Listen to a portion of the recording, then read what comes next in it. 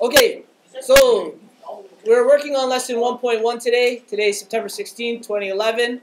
What we're going to do is we're going to do the first question on page 17. Okay, so we're going to go through the first question. It's going through expressions. So there's many different ways to write an expression. They're going to use words to describe an equation. We have to create an equation from the words. So we'll go through the first ones. 1a says 7 less than twice a number.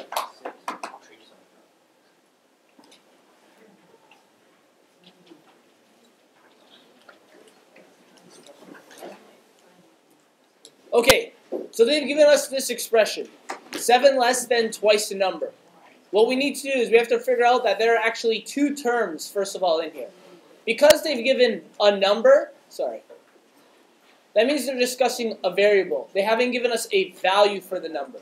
So we know in our equation, we're going to have a variable, let's call it x. We know that we're looking for the number 7, which will be involved. And in fact, it says 7 less. So we know we're going to be subtracting 7 from the variable. But it also discusses 7 less than twice a number. So we have this number. If they're looking for twice a number, what kind of operation are we applying to the variable? Multiplying. By what? 2. That's right. So our expression would be 2x minus 7. So we've made an expression of the first term. 1b says 4 more than half a value. So if you have 4 more than half a value. So we've written this out right now. 4 more than half a value. So what's important here is we have a value. Again, it's similar to a number. They haven't given us an actual amount, so we know we're dealing with some variable. So we're going to start with x. We also know we're dealing with the number 4, and specifically it says 4 more. 4 more means what operation? Plus 4. So we have 4 more, and finally it says then half of that value. So what operation are we applying to our variable? Dividing by? Dose. Or what other operation could it be? Multiplying by what? That's right. So we can either write this as dividing the variable by 2. So we have x divided by 2 plus 4. Or the other way we could written this is 1/2 times the variable plus 4. They'll both be the exact same thing. We're going to end up at the same equation. Okay, so 1c. We're going to read through the question first. It says a number, this is representing a number decreased by 6, comma, times another number. Okay, so first off, we have a number and another number. So in other words, what they're talking about is we have two variables involved in here. Since we're used to using the variable x, we'll use the next letter in the alphabet, we'll use y. So we have x and y in our equation, we know that. Let's go through the very first part of the sentence. A number decreased by 6.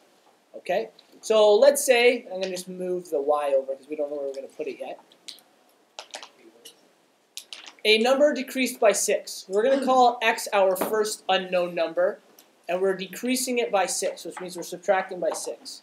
The next part of the sentence says times another number. Okay, so in other words, this operation here, a number decreased by 6, we assume because they put it first in the sentence that it's the first operation they want us to do. Now, according to BEDMAS, times another number, multiplication would come first. But since they've put it first, let's assume what they're referring to is a number decreased by 6, comma, times another number. So we deal with a number decreased by 6 first. Then we're going to multiply it by a different number that we don't know the value of.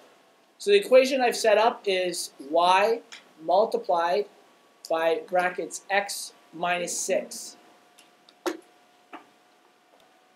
And finally, 1D. It says a value. What does a value mean? Variable. So we're dealing with a variable. A variable increased by the fraction 2/3. This one's actually a little more straightforward than the other ones. We have our variable. We know we have the fraction 2/3, which is 2/3. And increase stands for what operation? Addition. So this is a simple one. A value, which is x. So a value, this is our variable, increased, addition, by the fraction 2/3. So we just have x plus 2/3. Okay, question 3b. It says twice a number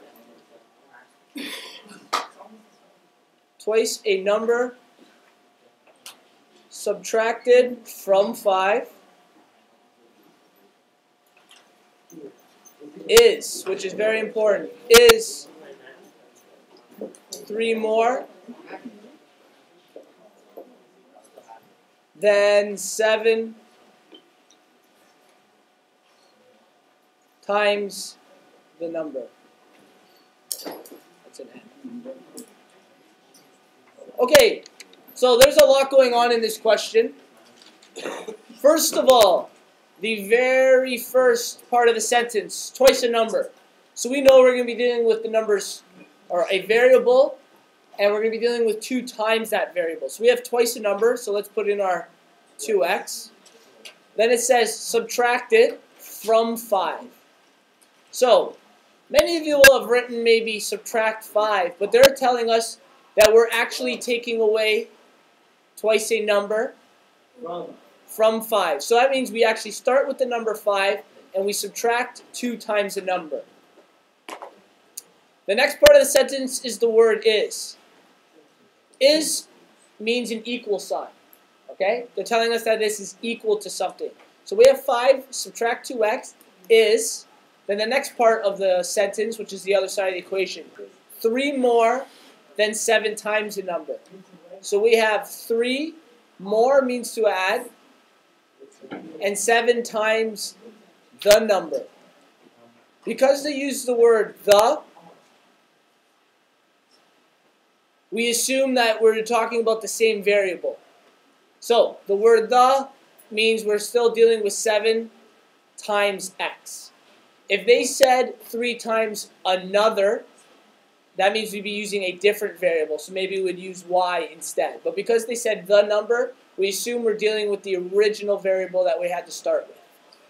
Okay? So we end up with 5 minus 2x is equal to 3 plus 7. I'm going to try 3c also. Okay, 3c says, when tickets to a play cost $5 each, the revenue at the box office is $825. So, first of all, we know 5 is involved. That's going to be the cost of something. We also know that's the cost of tickets. So we need to represent tickets with something. We're going to represent it with a variable. We'll call it t since tickets make sense. When tickets to a play cost $5 each. So what would the relationship be between the number 5 and the variable t? 5 times. So since we're doing multiplied, we can write down 5t. So we know depending on the amount of tickets, each ticket costs $5. Say there was 50 tickets, we would multiply that number times 5 to find out the revenue. The revenue is depending on the amount of tickets times 5. So we know it's going to be equal to. It says in this case that our revenue is $825. So we know that 825 will be equal to 5t. We don't know exactly what t is, and we could solve it. And there you go. So what they told us is 5 times 165 will be 825. But since we didn't know in the question, we are just going to set it up as 5t is equal to 825. All right, so we have 2 equations. First one says 5 minus x plus y equals 0. Second one is 10y minus 20 is equal to 30x. Okay? We need to find the point of intersection, which means we're going to graph these 2 lines and figure out where they cross each other. Hope they cross on this graph. I didn't check that. In order to graph this, we're going to be using slope y-intercept. It's usually the easiest way to graph something. The problem is, we need to set these up so that they're in y equals mx plus b form. Okay? Right now they're in, one's in standard form, the other's, yeah, roughly in standard form also. So, to be in slope y-intercept form, we need to set the equations equal to y. So the first one we're going to move around. We need y alone on one side. So in order to do that, I'm going to move the x to this side, and I'm going to move the 5 to this side. So I'll be left with y.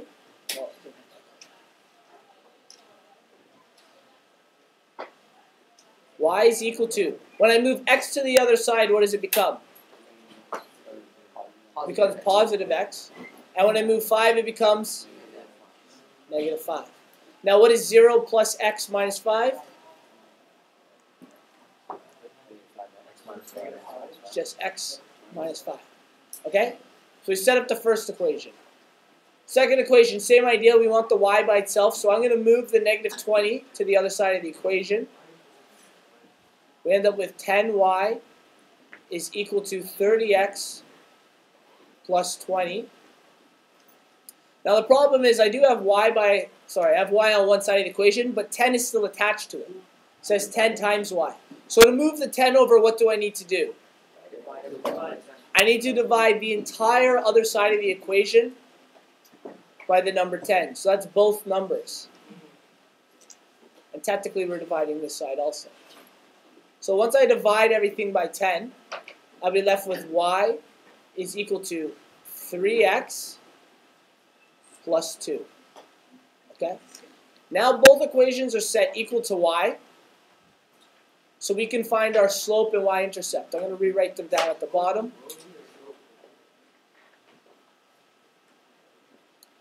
First we'll write y is equal to x minus 5.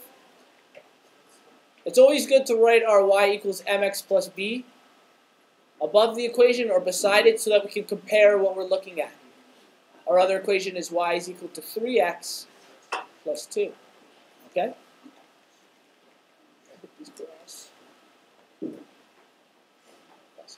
Okay. So, for the first one, our slope, m. What is our slope in this one? That's right. There's an imaginary 1 there, and if we turn into a fraction, it'd be 1 over 1. So we're going to put our slope for the very first one. I'll do it in green. M is equal to, it's always good to write slope as a fraction, so we know how much to go up and how much to go over by. And our b will be what? Negative 5. So our y-intercept is negative 5. So I find my y-intercept, negative 5, and my slope is to go up 1 over 1. Up 1 over 1. Now, when I go to draw this slope, that's positive 1 and positive 1. Okay? What if I said the slope was, I'm just going to move our y-intercept over a little. What if I said the slope was negative 1 divided by negative 1? Would that be a different slope? How many think it'll be a different slope? How many think it'll be the same? Who can tell me why it'd be the same?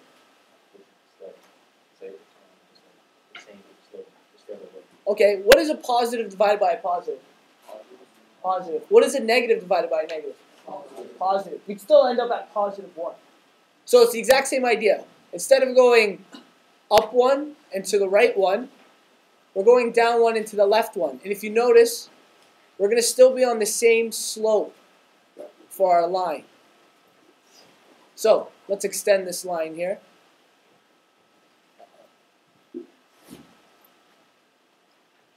It's going a bit slow. Is that it? Is that all we got? Alright. For some reason it went like that. Let's just continue with the other one. Maybe it'll kick in a second.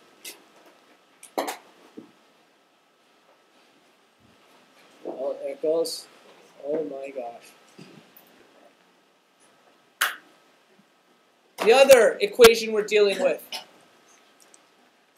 We have 3x plus 2. We're going to look for our slope. What will our slope be in the first one? 3 over 1. 3 over 1. So our m is going to be 3 over 1. And what is our b? 2. So we have positive 3 over positive 1. What's the other option for a slope?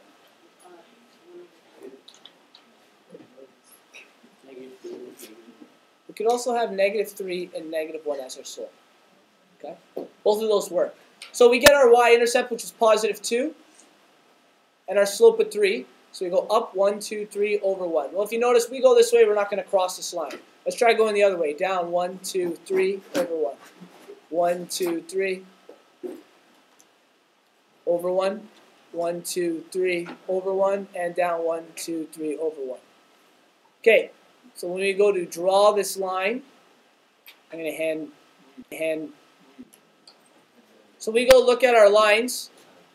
Sir, is this the continuation of Awesome? Yeah. So we go to look at our lines. Looks like we're crossing at roughly the point of negative 3.5.